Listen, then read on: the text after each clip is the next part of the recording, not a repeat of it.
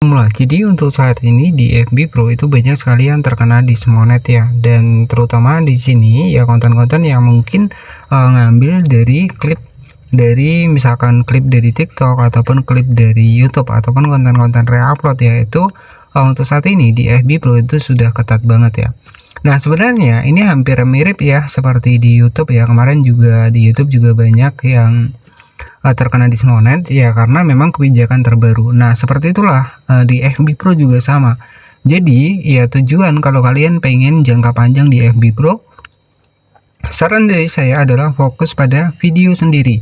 Nah jadi kalau kalian fokus pada video sendiri ya insya Allah pasti akan tetap bertahan. Tapi kalau kalian misalkan memanfaatkan sebuah konten reupload ya ataupun dracin ya, video-video Cina ataupun video-video misalkan diambil dari YouTube ya, cuplikan-cuplikan dari TikTok ya, itu bisa jadi terkena badai dismonetisasi.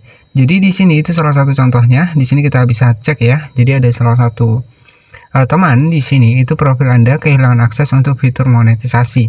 Jadi statusnya tanda seru merah seperti ini.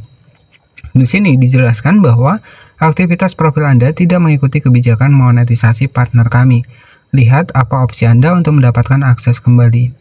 Jadi sebenarnya masih dari FB Pro ini masih memberikan ya istilahnya adalah keringanan ya, karena di sini kalian bisa cari tahu nih apa masalahnya ya. Untuk yang pertama ya pastikan kontennya yaitu mematuhi kebijakan. Kemudian di sini juga dijelaskan beberapa konten Anda tidak mendapatkan penghasilan. Nah ini sangat disayangkan banget ya, kita sudah berjuang dari awal, sudah editing, sudah menghabiskan banyak waktu, tapi penghasilannya tidak kita dapatkan ya. Jadi kalian bisa garis bawahi di sini, tidak semua konten Anda memenuhi syarat untuk mendapatkan penghasilan karena ini tidak mengikuti kebijakan monetisasi konten. Nah sedangkan untuk bisa mendapatkan dolar dari monetisasi konten untuk konten asli saja terkadang itu masih susah ya, apalagi kalau kita kontennya reupload ya. Nah jadi ya dampaknya seperti ini ya, profil kehilangan akses monetisasi, kemudian konten tidak menghasilkan uang ya, walaupun followersnya banyak tapi kalau nggak menghasilkan ya saya rasa ya percuma. Jadi tujuan kita membuat konten adalah ya bagaimana cara konten yang kita buat itu bermanfaat bagi orang lain dan juga tentunya bisa menghasilkan jangka panjang. Nah itu ya, saya sering bilang bahwa ketika kalian pengen jangka panjang fokus pada video sendiri.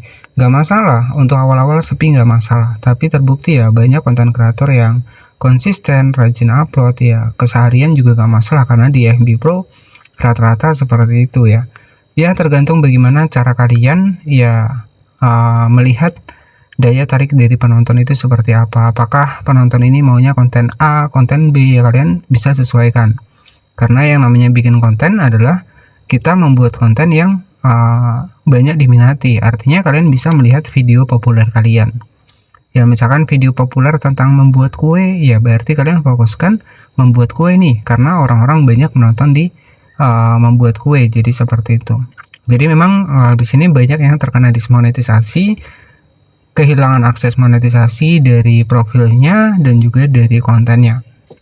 Ada beberapa hal yang harus kalian ketahui ya. Di sini kita langsung masuk ke Facebook ya. Kita cek terlebih dahulu. Jadi di sini ada informasi juga kebijakan Meta terbaru ya, konten yang paling rawan kena dismonet. Ya, kalian bisa cek di sini ya.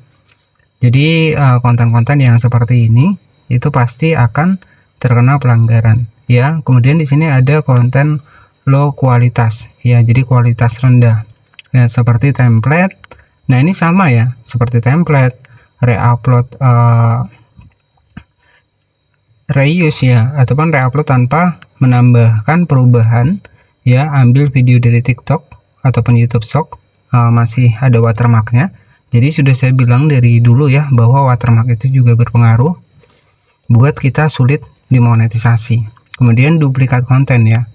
Jadi duplikat konten itu adalah konten yang sudah diupload di FB Pro, kalian upload ulang. Kemudian ada konten clickbait.